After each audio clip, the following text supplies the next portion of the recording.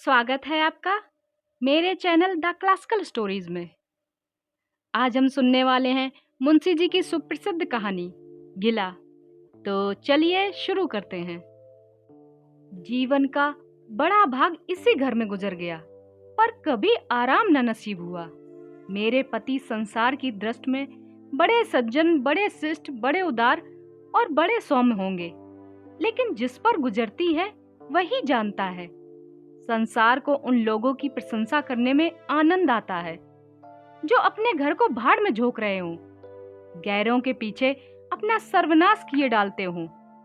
जो प्राणी घर वालों के लिए मरता है उसकी प्रशंसा संसार वाले नहीं करते। वह तो उनकी दृष्टि में स्वार्थी, कृपाण, संकीर्ण हृदय है, आचार भ्रष्ट है। इसी तरह जो लोग बाहर वालों के लिए मरते हैं उनकी प्रशंसा घर वाले क्यों करने लगे। अब इन्हीं को देखो, सारे दिन मुझे जलाया करते हैं। मैं पर्दा तो नहीं करती, लेकिन सौदे सुलभ के लिए बाजार जाना बुरा मालूम होता है। और इनका यह हाल है कि चीज मंगाओ तो ऐसी दुकान से लाएंगे जहां कोई ग्राहक भूल कर भी न जाता हो। ऐसी दुकान पर ना तो चीज ही अच्छी मिलती है, ना तौल ठीक से होती है, ना तो दाम ही उचित होते हैं। अगर यह दोष ना होते तो वह दुकान बदनाम ही क्यों होती। पर इन्हें ऐसी ही गई बीती दुकानों की चीजें लाने का मरज है। बार बार कह दिया, साहब चलती हुई दुकान से सौदे लाया करो, वहां माल अधिक खपता है, इसीलिए ताजा आता रहता है। पर इनकी तो टुटपुंजियों से ही बनती है और वे इन्हें उल्टे छुरे मोड़ते हैं। गेहूं लाएंगे तो सारे बाजार से खराब, भुना हुआ चावल ऐसा मोटा कि बैल भी न पूछे, दाल में कराई और कंकर भरे हुए, मनो लकड़ी जला डालो क्या मजाल की गले। घी लाएंगे तो आधा तेल, तेल लाएंगे तो मिलावट कि बालों में डालो तो चिमट जाए। पर दाम दे आएंगे शुद्ध आंवले तेल का। किसी चलती हुई नामी दुकान पर जाते तो इन्हें डर लगता है, शायद ऊंची दुकान और फीके पकवान के कायल हैं। मेरा अनुभव तो यह है कि नीची दुकान पर ही सड़े पकवान मिलते हैं। एक दिन की बात हो तो बर्दाश्त कर ली जाए, रोज रोज का टंडा सहा नहीं जाता। मैं पूछती हूँ, आखिर आप टुटपुंजियों की दुकान पर जाते ही क्यों हैं? क्या उनके पालन पोषण का ठेका तुम ही ले लिया है? आप फरमाते हैं। मुझे देखकर सबके सब बुलाने लगते हैं। वाह क्या कहना, कितनी दूर की बात कही है। जरा इन्हें बुला लिया और खुशामद के दो शब्द सुना दिए, थोड़ी सी स्तुति कर दी, बस आपका मिजाज आसमान पर जा पहुंचा। फिर इन्हें सुध नहीं रहती कि यह कूड़ा करकट बांध रहा है या कुछ और। पूछती हूँ, तुम उस रास्ते से जाते ही क्यों हो?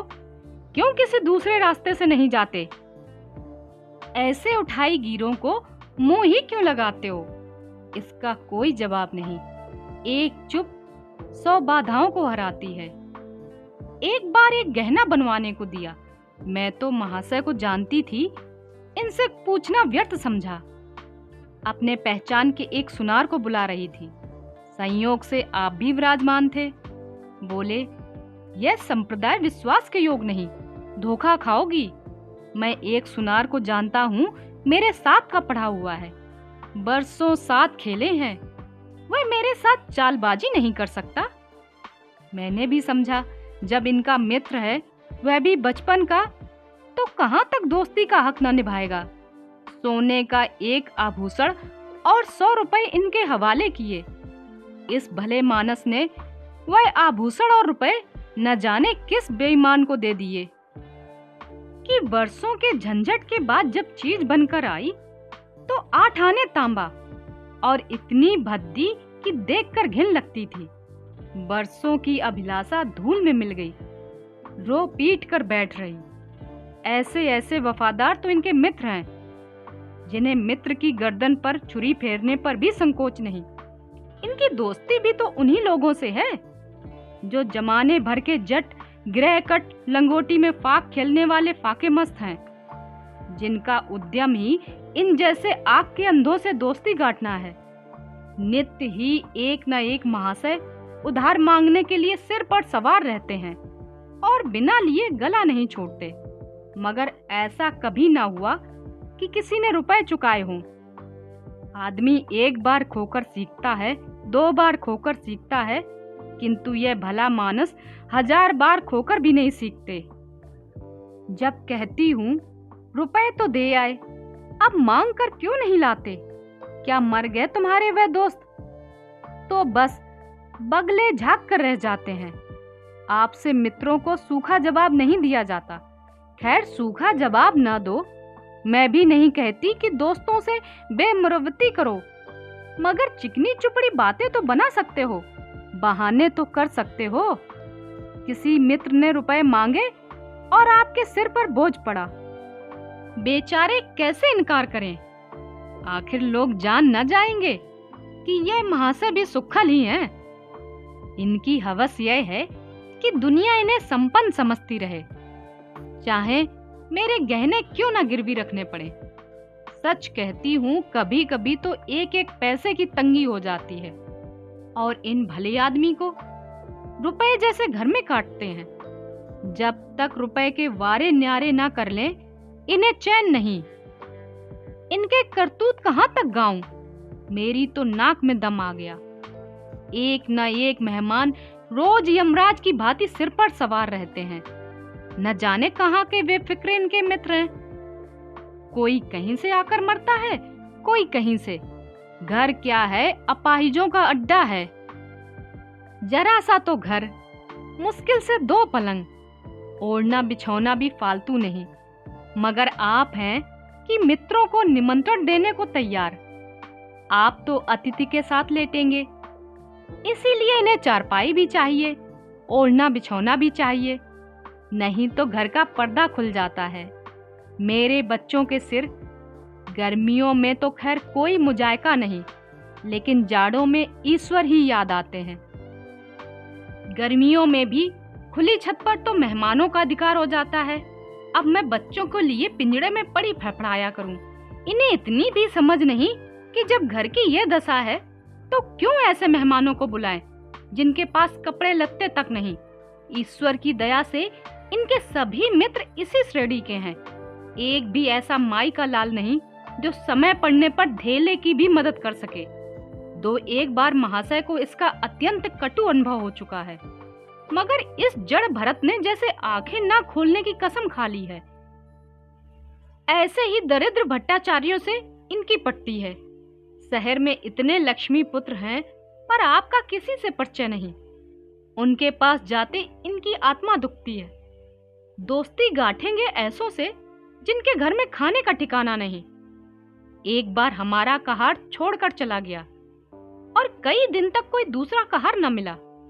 किसी चतुर और कुशल कहार की तलाश में थी, किंतु आपको जल्द से जल्द कोई आदमी रख लेने की धुन सवार हो गई।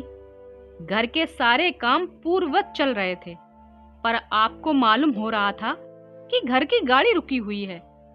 मेरा झूठे बर्तन मांजना और आपका साग भाजी के लिए बाजार जाना इनके लिए असहा हो उठा। एक दिन जाने कहां से एक बांगड़ू को पकड़ लाए। उसकी सूरत कहे देती हूँ जंगली, मगर आपने उसका ऐसा बखान किया कि क्या कहूँ। बड़ा होशियार है, बड़ा आज्ञाकारी, परले सिरे का मेहनती, गजब का सलीकेदार और बहुत ही ईमानदार। खैर, मैंने उसे रख लिया। मैं बार बार क्यों इनकी बातों में आ जाती हूँ, इसका मुझे स्वयं आश्चर्य है। यह आदमी केवल रूप से आदमी था। आदमी के कोई और लक्षण उसमें ना थे। किसी काम की तमीज नहीं। बेईमान ना था, पर गधा अव्वल दर्जे का। बेईमान होता तो कम से कम इतनी तसल्ली तो होती कि खुद खा जाता है। अभागा दुकानदारों के हाथों लुट जाता था। 10 तक की गिनती उसे ना आती थी।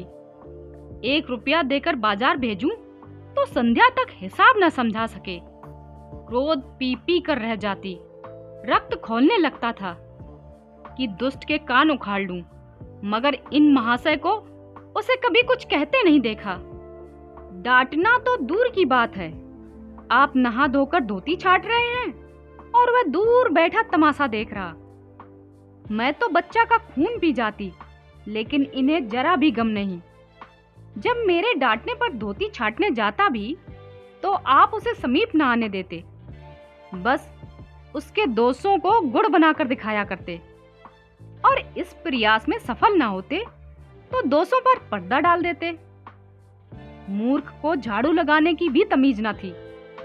मर्दाना कमरा ही तो सारे घर में ढंग का एक कमरा था, उसमें झाड़ू लगाता तो इधर की चीज उधर, ऊपर की नीचे, मानो कमरे में भूचाल आ गया हो।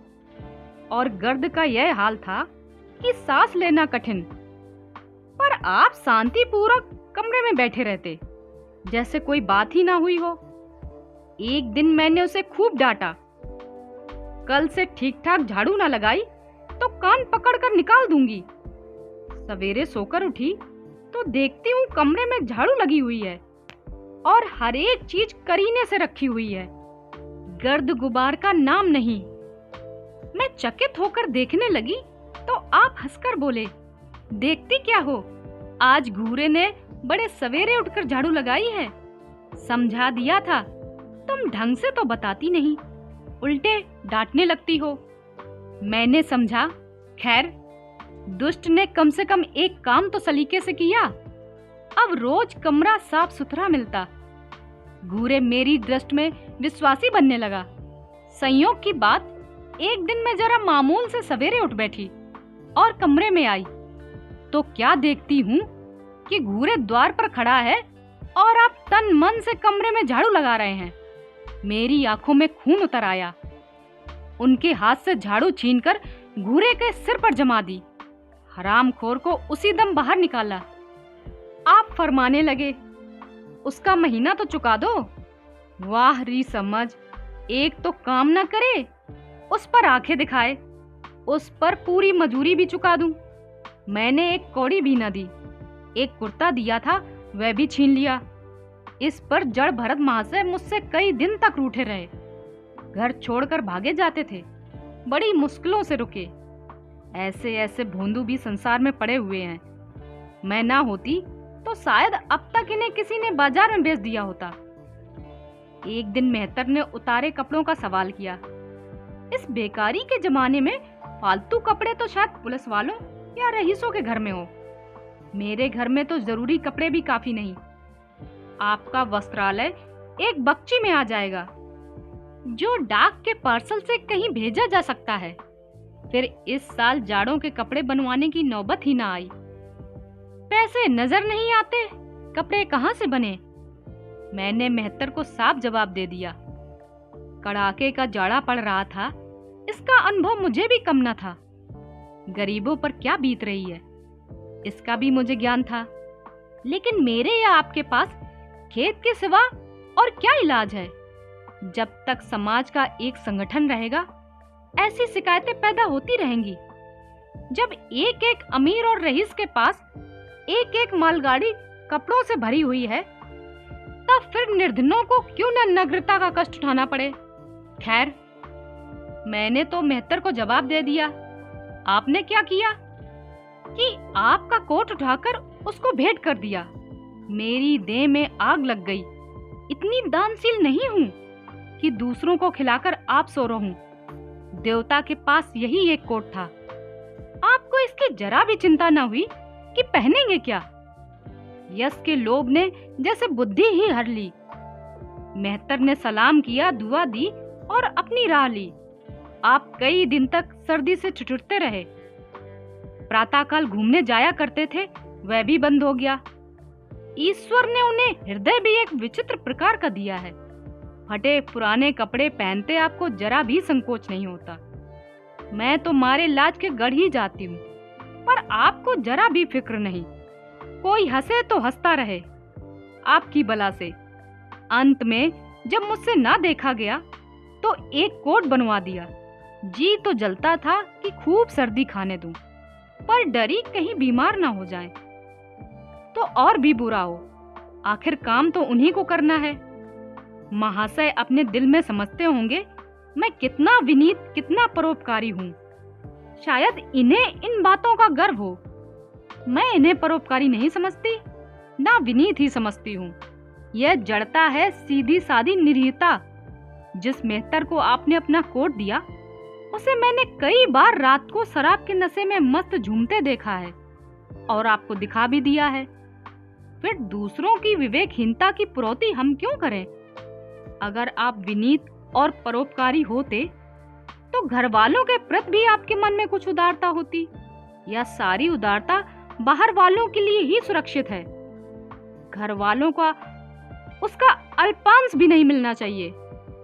मेरी इतनी अवस्था बीत गई, पर इस भले आदमी ने कभी अपने हाथों से मुझे एक उपहार भी न दिया। बेशक मैं जो भी चीज बाजार से मंगवाऊं, उसे लाने में न जरा भी आपत्ति नहीं, बिल्कुल उज्र नहीं, मगर रुपए मैं दे दूं, यह शर्त है। इन्हें खुद कभी यह उमंग नहीं होती। यह मैं मानती हूँ कि बेचारे अपने लिए भी कुछ नहीं लाते। मैं जो कुछ मंगवा दूं उसी पर संतुष्ट हो जाते हैं, मगर आखिर आदमी कभी कभी शौक की चीजें चाहता ही है। अन्य पुरुषों को देखती हूँ, स्त्री के लिए तरह तरह के गहने, भांति भांति के कपड़े, शौक श्रृंगार की वस्तुएं लाते ही रहते हैं। यहाँ यह व्यवहार निषेध है।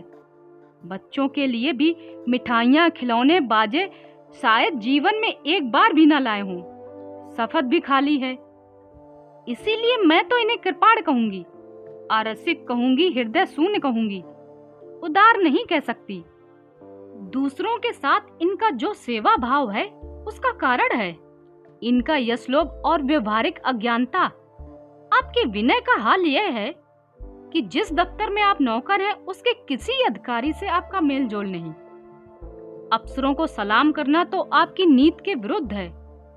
नजर डालना तो दूर की बात, और तो और किसी अफसर के घर नहीं जाते। इसका खामियाजा आप ना उठाएं तो कौन उठाए? औरों को रियायती छुट्टियां मिलती हैं, आपका वेतन कटता है। औरों की तरक्कियां होती हैं, आपको कोई पूछता भी नहीं। हाजिरी में 5 मिनट की भी देर हो जाए तो जवाब पूछा जाता है। बेचारे जी तोड़ काम करते हैं। कोई बड़ा कठिन काम आ जाता है तो इन्हीं के सर पर मढ़ा जाता है। इन्हें जरा भी आपत्ति नहीं। दफ्तर में इन्हें घिस्सू, पिस्सू आदि उपाधियां मिली हुई हैं, मगर पड़ाव कितना ही बड़ा मारे, इनके भाग में वही सूखी घास लिखी है। यह विनय नहीं है, स्वाधीन मनोवृत्ति भी नहीं है। मैं तो इसे समय चातुरी का अभाव कहती हूँ, व्यवहारिक ज्ञान की क्षति कहती हूँ। आखिर कोई अफसर आपसे क्यों प्रसन्न हो? इसलिए कि आप बड़े मेहनती हैं। दुनिया का काम मुरव्वत और रवादारी से चलता है। अगर हम किसी से खिंचे रहें तो कोई कारण नहीं कि वह भी हमसे खिंचा न रहे। फिर जब मन में क्षोभ होता है तो वह दफ्तरी व्यवहारों में भी प्रकट हो ही जाता है। जो कर्मचारी अफसर को प्रसन्न रखने की चेष्टा करता है, जिसकी जात से अफसर का कोई व्यक्तिगत उपकार होता है, जिस पर वह विश्वास कर सकता है, उसका लिहाज वह स्वभावतः करता ही है। ऐसे सिरागियों से क्यों किसी को सहानुभूति होने लगी? अफसर भी तो मनुष्य ही है। उसके हृदय में जो सम्मान, जो विशिष्टता की कामना है, वह कहाँ पूरी हो? जब अधीनस्थ कर्मचारी ही उससे फ्रंट रहे तो क्या उसके अफसर उसे सलाम करने आएंगे? आपने जहां नौकरी की वहां से निकाले गए, कभी किसी दफ्तर में 2-3 साल से ज्यादा न टिके। या तो अफसर से लड़ गए या कार्याधिक्य के कारण छोड़ बैठे। आपको कुटुंब सेवा का दावा है। आपके कई भाई भतीजे होते हैं, वह कभी इनकी बात भी नहीं पूछते। आप बराबर उनका मुंह ताकते रहते हैं। इनके एक भाई साहब आजकल तहसीलदार हैं। घर की मिल्कियत उन्हीं की निगरानी में है। वे ठाठ से रहते हैं, मोटर रख ली है, कई नौकर चाकर हैं, मगर यहाँ भूले से भी पत्र नहीं लिखते। एक बार हमें रुपए की बड़ी तंगी हुई। मैंने कहा, अपने भ्राता श्री से क्यों नहीं मांग लेते? कहने लगे, उन्हें क्यों चिंता में डालूं? उन्हें भी तो अपना खर्च है। ऐसी कौन सी बड़ी बचत हो जाती होगी? जब मैंने बहुत मजबूर किया तो आपने पत्र लिखा। मालूम नहीं पत्र में क्या लिखा। पत्र लिखा या मुझे चकमा दे दिया।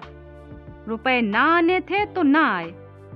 कई दिन बाद मैंने पूछा, कुछ जवाब आया श्रीमान? आपने रुष्ट होकर कहा, अभी केवल 1 सप्ताह तो खत पहुंचे हुए, अभी क्या जवाब आ सकता है। 1 सप्ताह और गुजरा मगर जवाब नदारद। अब आपका यह हाल है कि मुझे कुछ बातचीत करने का अवसर ही नहीं देते।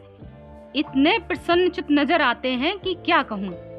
बाहर से आते हैं तो खुश खुश, कोई न कोई शगुफा किए हुए। मेरी खुशामद भी खूब हो रही है, मेरे मैके वालों की प्रशंसा भी हो रही है, मेरे गृह प्रबंध का बखान भी असाधारण रीत से किया जाता है। मैं इस महाशय की चाल समझ रही थी। यह सारी दिलजोई केवल इसलिए थी कि श्रीमान के भाई साहब के विषय में कुछ पूछ न बैठूं। सारे राजनैतिक, आर्थिक, सामाजिक प्रश्नों की मुझसे व्याख्या की जाती, इतने विस्तार से कि विशेषज्ञ भी लोहा मान जाएं, केवल इसीलिए कि मुझे वह प्रसंग उठाने का अवसर न मिले।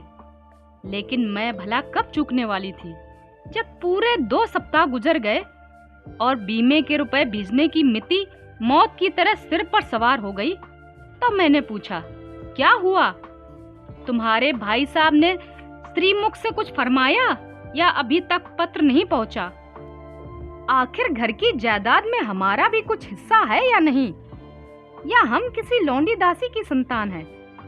500 रुपए साल का नफा तो 10 साल पहले था, अब तो 1000 रुपए से कम न होगा। पर हमें कभी एक कानी कौड़ी भी न मिली। मोटे हिसाब से हमें 2000 रुपया मिलना चाहिए। 2000 ना हो, 1000 हो, 500 हो, 250 हो, कुछ ना हो तो बीमा के प्रीमियम भर का तो हो। तहसीलदार साहब की आमदनी हमारी आमदनी की चौगुनी है, रिश्वत भी लेते हैं, तो फिर हमारे रुपए क्यों नहीं देते? आप हे हाँ हाँ करने लगे, कहने लगे, वह बेचारे घर की मरम्मत करवाते हैं, बंधु बांधवों का स्वागत सत्कार करते हैं, नातेदारियों में भेंट भाट भेजते हैं, और कहां से लावें जो हमारे पास भेजे। वाह री बुद्धि, मानो जायदाद इसी के लिए होती है कि उसकी कमाई उसी में खर्च हो जाए। इस भले आदमी को बहाने गढ़ने भी नहीं आते। मुझसे पूछते मैं 1 नहीं 1000 बता देती। एक से एक बढ़कर कह देते, घर में आग लग गई है, सब कुछ स्वाहा हो गया था, या चोरी हो गई, तिनका तक न बचा, या 10,000 का अनाज भरा था, उसमें घाटा रहा, या किसी से फौजदारी हो गई, उसमें दिवाला पिट गया। आपको सूझी भी तो लचर सी बात। तकदीर ठोक कर बैठ रही। पड़ोस की एक महिला से रुपए कर्ज लिए, तब जाकर काम चला। फिर भी आप भाई भतीजों की तारीफ के पुल बांधते हैं, तो मेरे शरीर में आग लग जाती है। ऐसे करुओं से ईश्वर बचाए। ईश्वर की दया से आपके 2 बच्चे हैं, 2 बच्चियां भी हैं। ईश्वर की दया कहूं या कोप कहूं, सब के सब उद्यमी हो गए हैं कि खुदा की पनाह। मगर क्या मजाल कि यह भोंदू किसी को कड़ी आंखों से देखे भी। रात के 8 बज गए हैं, युवराज अभी तक घूम कर नहीं आए। मैं घबरा रही हूँ, आप निश्चिंत बैठे अखबार पढ़ रहे हैं। झल्लाई हुई जाती हूँ और अखबार छीनकर कहती हूँ, जाकर देखते क्यों नहीं, लौंडा कहाँ रह गया? न जाने तुम्हारा हृदय कितना कठोर है। ईश्वर ने तुम्हें संतान ही न जाने क्यों दी। पिता का पुत्र के साथ कुछ तो धर्म है, तब आप भी गर्म हो जाते हैं। अभी तक नहीं आया, बड़ा शैतान है। आज बच्चा आते हैं तो कान उखाड़ लेता हूँ, मारे हंटरों के खाल उधेड़ कर रख दूंगा। यूं बिगड़कर तैस के साथ आप उसे खोजने निकलते हैं। संयोग की बात, आप उधर जाते हैं, इधर लड़का आ जाता है। मैं पूछती हूँ, तुम किधर से आ रहा है? तुझे वे ढूंढने गए हुए हैं। देखना आज कैसी मरम्मत होती है। यह आदत ही छूट जाएगी। दांत पीस रहे थे, आते ही होंगे। छड़ी भी उनके हाथ में है। तुम इतने मन के हो गए हो कि बात नहीं सुनते। आज आटे दाल का भाव मालूम होगा। लड़का सहम जाता है और लैंप जलाकर पढ़ने बैठ जाता है। महाशय जी 2-2.5 घंटे बाद लौटते हैं, हैरान, परेशान और बदहवास। घर में पांव रखते ही पूछते हैं, आया कि नहीं। मैं उनका क्रोध उत्तेजित करने के विचार से कहती हूँ, आकर बैठा तो है, जाकर पूछते क्यों नहीं।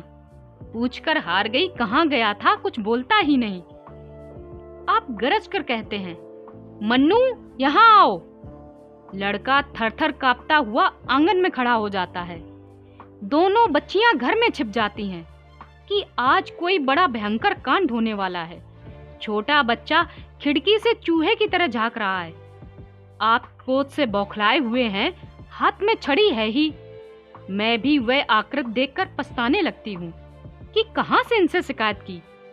आप लड़के के पास जाते हैं, मगर छड़ी जमाने के बदले आहिस्ते से उसके कंधे पर हाथ रखकर बनावटी क्रोध से कहते हैं, तुम कहां गए थे जी? मना किया जाता है, मानते क्यों नहीं? खबरदार, जो अब कभी इतनी देर होगी। आदमी शाम को घर चला आता है या मटर गश्ती करता है। मैं समझ रही हूँ कि यह भूमिका है, वैसे अब आएगा। भूमिका तो बुरी नहीं, लेकिन यहाँ तो भूमिका पर इति हो जाती है। बस आपका क्रोध शांत हो गया, बिल्कुल जैसे कार की घटा का घेर घार हुआ। काले बादल आए, गड़गड़ाहट हुई और गिरी क्या 4 बूंदें। लड़का अपने कमरे में चला जाता है और शायद खुशी से नाचने लगता है।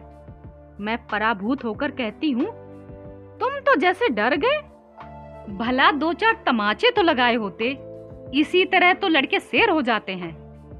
आप फरमाते हैं, तुमने सुना नहीं मैंने कितनी जोर से डांटा, बच्चे की जान ही निकल गई होगी। देख लेना जो फिर कभी देर से आए। तुमने डांटा तो नहीं, हाँ आंसू पोंछ दिए। तुमने मेरी डांट नहीं सुनी। क्या कहना आपकी डांट का? लोगों के कान बहरे हो गए। लाओ तुम्हारा गला सहला दूं। आपने एक नया सिद्धांत निकाला है कि दंड देने से लड़के खराब हो जाते हैं। आपके विचार से लड़कों को आजाद रहना चाहिए। उन पर किसी तरह का बंधन, शासन या दबाव नहीं होना चाहिए। आपके मत से शासन बालकों के मानसिक विकास में बाधक होता है। इसी का यह फल है कि लड़के बेनकेल के ऊंट बने हुए हैं। कोई 1 मिनट भी किताब खोलकर नहीं बैठता। कभी गुल्ली डंडा, कभी गोलियां, कभी कनकौवे। श्रीमान भी लड़कों के साथ खेलते हैं। 40 साल की उम्र और लड़कपन इतना। मेरे पिताजी के सामने मजाल थी कि कोई लड़का कनकौवा उड़ा ले या गुल्ली डंडा खेल सके। खून पी जाते। प्रातः काल से लड़कों को लेकर बैठ जाते थे। स्कूल से ज्यों ही लड़के आते फिर लेकर बैठते थे। बस संध्या समय आधा घंटे की छुट्टी देते थे, रात को फिर जोत देते। यह नहीं कि आप तो अखबार पढ़ा करें और लड़के गली गली फिरते रहें। कभी कभी आप सींग कटाकर बछड़े बन जाते हैं। लड़कों के साथ ताश खेलने बैठा करते हैं। ऐसे पिता का भला लड़कों पर क्या रौब हो सकता है? पिताजी के सामने मेरे भाई सीधे ताक नहीं सकते थे। उनकी आवाज सुनते ही तहलका मच जाता था। उनके सम्मुख जाते लड़कों के प्राण सूखते थे। उसी शासन की यह बरकत है कि सभी लड़के अच्छे अच्छे पदों पर पहुंच गए। हाँ, स्वास्थ्य किसी का अच्छा नहीं, तो पिताजी का स्वास्थ्य कौन सा बड़ा अच्छा था। बेचारे हमेशा किसी न किसी औषध का सेवन करते रहते थे। और क्या कहूँ, एक दिन तो हद ही हो गई। श्रीमान जी लड़कों को कनकौवा उड़ाने की शिक्षा दे रहे थे। यूं घुमाओ, यूं गोता दो, यूं खींचो, यूं ढील दो। ऐसा तन मन से सिखा रहे थे मानो गुरु मंत्र दे रहे हों। उस दिन मैंने इनकी ऐसी खबर ली कि याद करते होंगे, तुम कौन होते हो मेरे बच्चों को बिगाड़ने वाले? तुम्हें घर से कोई मतलब नहीं ना हो, लेकिन आप मेरे बच्चों को खराब ना कीजिए, बुरी बुरी आदतें ना सिखाइए। आप उन्हें सुधार नहीं सकते तो कम से कम बिगाड़िए मत। बगले झांकने लगे। मैं चाहती हूँ एक बार भी गर्म पड़े तो मैं अपनी चंडी का रूप दिखाऊं, पर यह इतना जल्द दब जाते हैं कि मैं हार जाती हूँ। पिताजी किसी लड़के को मेले तमाशे में न ले जाते थे। लड़का सिर पटक कर मर जाए मगर जरा भी न पसीजते थे। और इन महात्मा जी का यह हाल है कि एक एक से पूछकर मेले ले जाते हैं। चलो चलो, वहाँ बड़ी बहार है, खूब आतिशबाजियां छूटेंगी, गुब्बारे उड़ेंगे, विलायती चरखियां भी हैं, उन पर मजे से बैठना। और तो और आप लड़कों को हॉकी खेलने से भी नहीं रोकते। ये अंग्रेजी खेल भी कितने जानलेवा होते हैं। क्रिकेट, फुटबॉल, हॉकी, एक से एक घातक। गेंद लग जाए तो जान लेकर ही छोड़े। पर आपको इन सभी खेलों से प्रेम है। कोई लड़का मैच जीत कर आ जाता है तो ऐसे फूल उठते हैं मानो किला जीत कर आया हो। आपको इसकी जरा भी परवाह नहीं कि चोट चपेट आ गई तो क्या होगा, हाथ पांव टूट गए तो बेचारों की जिंदगी कैसे पार लगेगी। पिछले साल कन्या का विवाह था, आपको जिद थी कि दहेज के नाम पर कानी कौड़ी भी ना देंगे, चाहे कन्या आजीवन कुंवारी बैठी रहे। यहाँ भी आपका आशीर्वाद कूद पड़ा। समाज के नेताओं का छल प्रपंच आए दिन देखते रहते हैं, फिर भी आपकी आंखें नहीं खुलती। जब तक समाज की यह व्यवस्था कायम है और युवती कन्या का अविवाहित रहना निंदास्पद है, तब तक यह प्रथा मिटने की नहीं। 2-4 ऐसे भले व्यक्ति भले ही मिल जाएं जो दहेज के लिए हाथ ना फैलाएं, लेकिन इसका परिस्थिति पर कोई असर नहीं पड़ता और कुप्रथा ज्यों की त्यों बनी हुई है। पैसों की तो कमी नहीं है, दहेज की बुराइयों पर लेक्चर दे सकते हैं, लेकिन मिलते हुए दहेज को छोड़ देने वाला मैंने आज तक न देखा। जब लड़कों की तरह लड़कियों की शिक्षा और जीविका की सुविधाएं निकल आएंगी तो यह प्रथा भी विदा हो जाएगी। उससे पहले संभव नहीं। मैंने जहां जहां संदेश भेजा, दहेज का प्रश्न उठ खड़ा हुआ और आपने प्रत्येक अवसर पर टांग अड़ाई। अब इस तरह पूरा साल गुजर गया और कन्या को 17वां लग गया तो मैंने एक जगह बात पक्की कर ली, आपने भी स्वीकार कर लिया, क्योंकि वर पक्ष ने लेन देन का प्रश्न उठाया ही नहीं। हालांकि अंतःकरण में उन लोगों को पूरा विश्वास था कि अच्छी रकम मिलेगी और मैंने भी तय कर लिया था कि यथाशक्ति कोई बात ना उठा रखूंगी। विवाह के सकुशल होने में कोई संदेह न था, लेकिन इन महाशय के आगे मेरी एक न चली। यह प्रथा निंद है, यह रस्म निरर्थक है, यहाँ रुपए की क्या जरूरत, यहाँ गीतों का क्या काम। नाक में दम था। यह क्यों, वह क्यों, यह तो साफ दहेज है। तुमने मेरे मुंह में कालिक लगा दी, मेरी आबरू मिटा दी।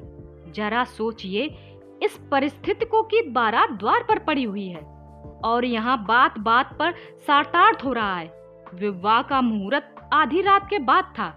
प्रथानुसार मैंने व्रत रखा, किंतु आपकी टेक थी कि व्रत की कोई जरूरत नहीं। जब लड़के के माता पिता व्रत नहीं रखते, जब लड़का तक व्रत नहीं रखता, तो कन्या पक्ष वाले ही व्रत क्यों रखें? मैं और सारा खानदान मना करता रहा, लेकिन आपने नाश्ता किया, भोजन किया। खैर, कन्यादान का मुहूर्त आया। आप सदैव से इस प्रथा के विरोधी हैं, आप इसे निषिद्ध समझते हैं। कन्या क्या दान की वस्तु है? दान रुपए पैसे जगह जमीन का हो सकता है, पशुदान भी होता है, लेकिन लड़की का दान एक लचर सी बात है। कितना समझाती हूँ, पुरानी प्रथा है, वेद काल से होती चली आई है, शास्त्रों में इसकी व्यवस्था है। संबंधी समझा रहे, पंडित समझा रहे, पर आप है कि कान पर जूं नहीं रेखती। हाथ जोड़ती हूँ, पैर पड़ती हूँ, गिड़गिड़ाती हूँ, लेकिन मंडप के नीचे ना आए। और मजा यह है कि आपने ही तो यह अनर्थ किया और आप ही मुझसे रूठ गए। विवाह के पश्चात महीनों बोलचाल न रही, झक मारकर मुझी को मनाना पड़ा। किंतु सबसे बड़ी विडंबना यह है कि इन सारे दुर्गुणों के होते हुए भी मैं इनसे एक दिन भी पृथक नहीं रह सकती, एक क्षण का वियोग नहीं सह सकती। इन सारे दोषों पर भी मुझे इनसे प्रगाढ़ प्रेम है। इनमें यह कौन सा गुण है जिस पर मैं मुग्ध हूँ, मैं खुद नहीं जानती, पर इनमें कोई ऐसी बात है जो मुझे इनकी चेरी बनाए हुए है। वह जरा मामूली सी देर में घर आते हैं तो प्राण नहों में समा जाते हैं। आज यदि विधाता इनके बदले मुझे कोई विद्या और बुद्धि का पुतला, रूप और धन का देवता भी दे, तो मैं उसकी ओर आंख उठाकर ना देखूं। यह धर्म की बेड़ी नहीं है, कदापि नहीं, प्रथागत पतिव्रत भी नहीं है। बल्कि हम दोनों की प्रकृति में कुछ ऐसी क्षमताएं, कुछ ऐसी व्यवस्थाएं उत्पन्न हो गई हैं, मानो किसी मशीन के कल पुर्जे घिस घिस कर फिट हो गए हों और एक पुर्जे की जगह दूसरा पुर्जा काम न दे सके, चाहे वह पहले से कितना ही सुडौल, नया और सुदृढ़ क्यों न हो।